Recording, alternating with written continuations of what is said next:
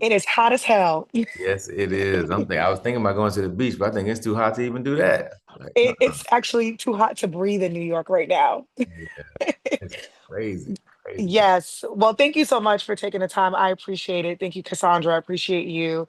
So we'll get going. Andre, congratulations on the film. Thank A- you.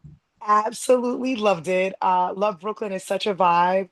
It's beautiful, it's soft, it's mature, it's tender, it's black. I love everything about it. So for you, not only are you the main character, Roger, you're also on the project as a producer. So what was Mhm. it about the story that drew you into this and that made you want to help tell this story? Well, thank you for those kind words. I appreciate it. I really wanted to make a movie where Black folks got to be in love. I miss those movies like Love Jones and Love and Basketball, and there are other ones that have been made, more recently. But I love those movies, and I wanted to make one that felt like at least in conversation with those. Um, yeah, and like to populate it with Black folks who, are many of whom are my friends and who I really wanted to just work with as an actor. So that to me is what really motivated me. And then I also live in Brooklyn and love Brooklyn. And so I wanted to, make a movie in the neighborhood. So it was all Yes. I will say, watching it, I got really giddy because I also miss seeing those type of love movies when it comes to like Black people, and it reminded me of the Love Jones and the Love and Basketball. So I was super giddy watching this movie. I was like, okay, I love this. This is so beautiful to see. For you, Roger, I love the character of Roger. He's all over the place. it's a little messy. He's a little messy, but he's navigating a lot, life, work, relationships, ex-relationships, friendships, change, whether it's good or bad. For you, was there anything that kind of you related to Roger in any way? Did you see anything in him that you were like, okay, I can see myself in him?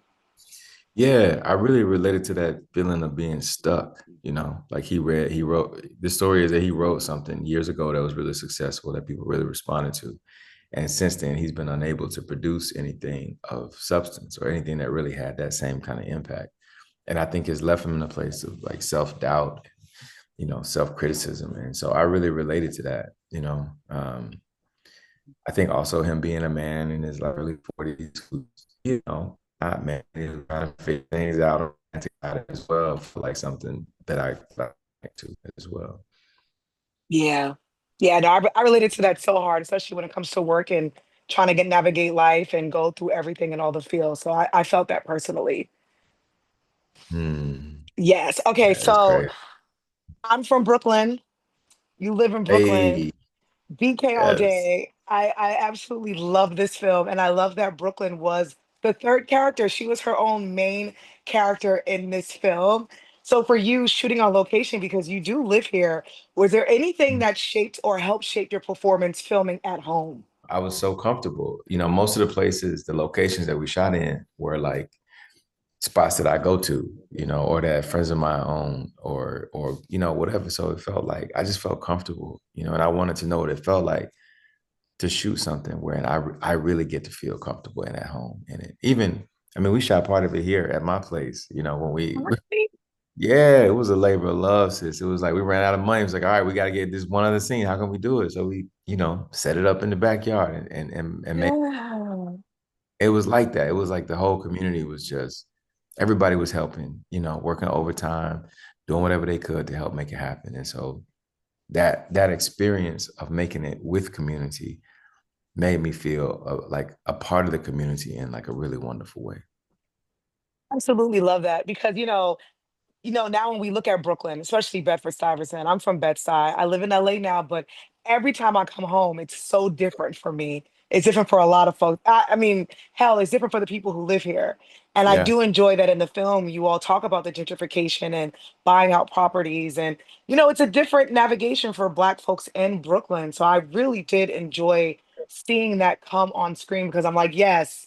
And I love that, especially now, because I do feel like Brooklyn Nights, we tend to come together more as community with like the Mhm. BK block parties and coming together and trying to hold spaces for Black people because our neighborhoods are disappearing, Yeah. So for you, was that like a thing where you were like, we have to bring that up in the movie? Like, was it super important? Talk about that a little bit.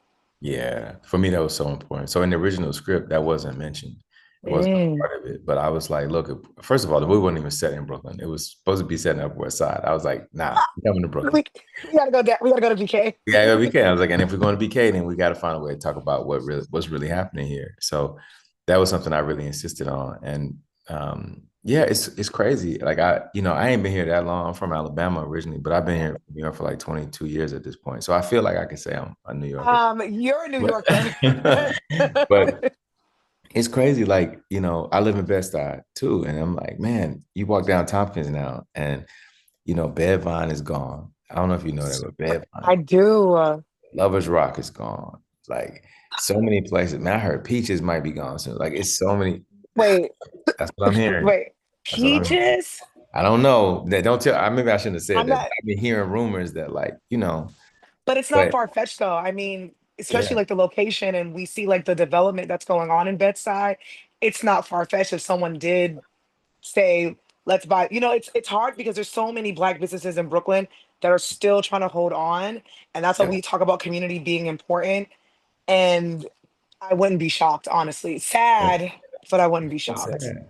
And even like you mentioned the block party, like the time of block parties. It's like they so much fun and it's such a vibe. But then every year, it's like it's a threat that it's gonna get shut down. And Child, it's like it's crazy. So it's like, man, we can't have nothing. It's we what can't. it feels like. This year, it felt like it was a secret code to the block party because, they wanted to keep it on the hush hush because everyone was nervous. And I literally was like, damn, we can't have anything in Bed-Stuy anymore. So that does break my heart a little bit.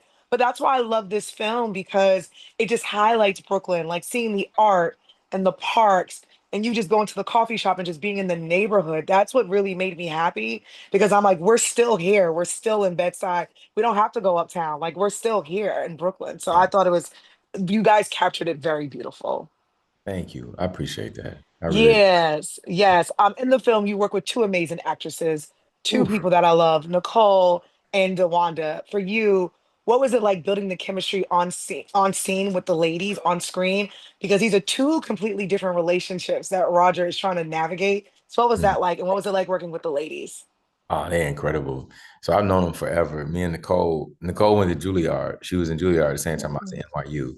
DeWanda went to NYU where I went. So we all have known each other forever. Same with Cassandra Freeman. She and I went to undergrad together. Me and Roy, Wow. we both from Birmingham, Alabama. So we know each like it was a real family affair. And literally it was just me calling people and being like, hey, would y'all come through and do this, help me make this movie? And they showed up. Um, so the chemistry thing, like it wasn't even that hard to be honest, because we Right. already have so much like love for each other that I think we were just happy to get a chance to work together finally. So the chemistry kind of naturally just evolved. But it's also hard to be sitting across from either one of those women, the one and Nicole, and not have chemistry. They're so amazing. So Oh, it was everything watching you all on screen. Like every single character, I felt like I could relate to every single character in this film, and mostly because it was in BK. So it was really dope to see.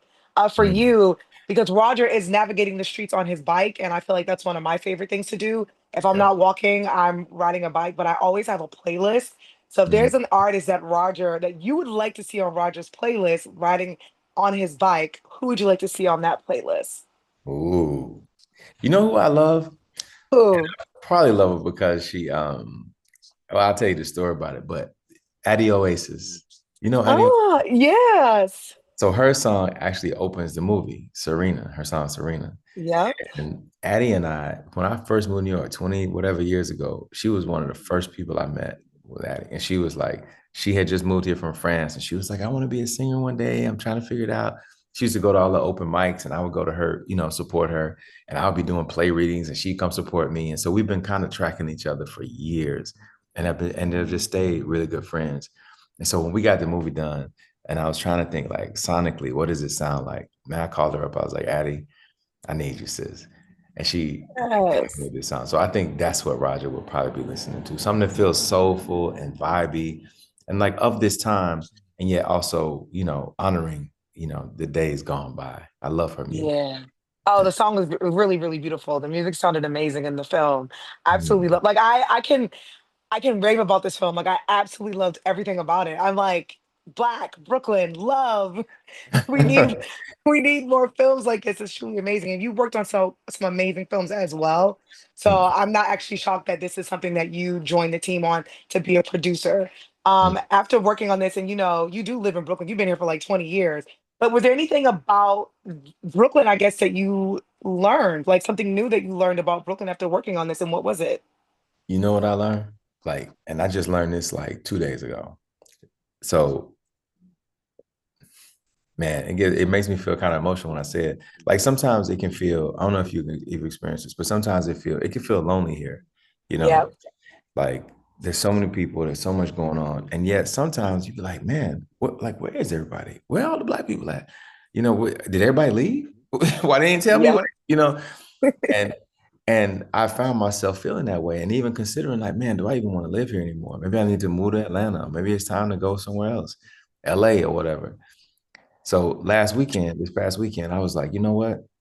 I'm gonna just throw a little last minute kickback. I don't never do this ever. I was like, I'm gonna just invite like 15, 20 people over to the house. We're gonna eat, grill some food, put on some music, we're gonna chill. Sis, 125 people showed up at my house. No way. Yes, and it turned into one of them old school Brooklyn backyard cookouts that Uh, I called a DJ. I was like, yo, Cut Niara came through. She played in the backyard. We ended up dancing till like 1 o'clock in the morning. And everybody was like, yo, we needed that. We missed those yes. days. So I think the thing I learned is that even though sometimes it can feel isolating and lonely, that we still here. There's still Yes. community here, and we just gotta take care of each other. You know what I'm saying? Heavy on community and heavy on taking care of each other here in Brooklyn because, I've been in LA for 10 years and I'm thinking about coming back to the East Coast. And every time, and I grew up here and I also grew up in Boston. So every I time hear that. I thought you you did. can hear me I started to say it. Yeah. I always tell people my accent sounds like I'm from Rhode Island because it's a mix of like New York and Boston on top of each other. But in LA, everyone's like, you have a strong New York accent. I'm like, no, Boston is like trying to creep in somewhere somehow. So I do rep both, but I love Bed-Stuy. Like I was born here. It's like true to heart. But every time I come home, literally, like you said, I'm always like, okay, yeah, I think I need to come back to New York. Like, so even watching the film, I was like, oh yeah, I think I got to move back to Brooklyn. This is Yep. this is too beautiful. So it made me feel at home, and it made me want to come back home. So Come heavy on coming on. home, heavy on community. The next backyard thing you throw, let us know. I think we're gonna do something in September. So, come Let me, on well, home. not the audience, but let me know because We'll I'm let you flooding. know. Yes, I'm definitely. kidding. I'm excited. I cannot wait for the film to come out. So for you, because to me, will rave about it all day and all night. But what do you hope the audience takes away from this beautiful film? I hope people come see it, first of all. It's so important to me that folks show up to see it. I think Yeah, what I have found out through this process is that I think the business writ large doesn't value and this ain't news, so we all know it, but like I right. experienced it firsthand that I don't think we're valued in the way that we deserve to be. And I think the only way we can kind of break that is by showing up when we do manage to get something made, which is hard, that we got to show up, I think, and support it. And I don't mean to be like, you better show up or else. It ain't that kind of thing. But it's just like, I'm just offering it as an invitation to people to come through and check out the movie. And I hope that they take away from it one, that there are like brilliant artists out here, like Nicole, DeWanda, Cassandra. Roy, like really committed, beautiful artists that are still out here trying to make great work.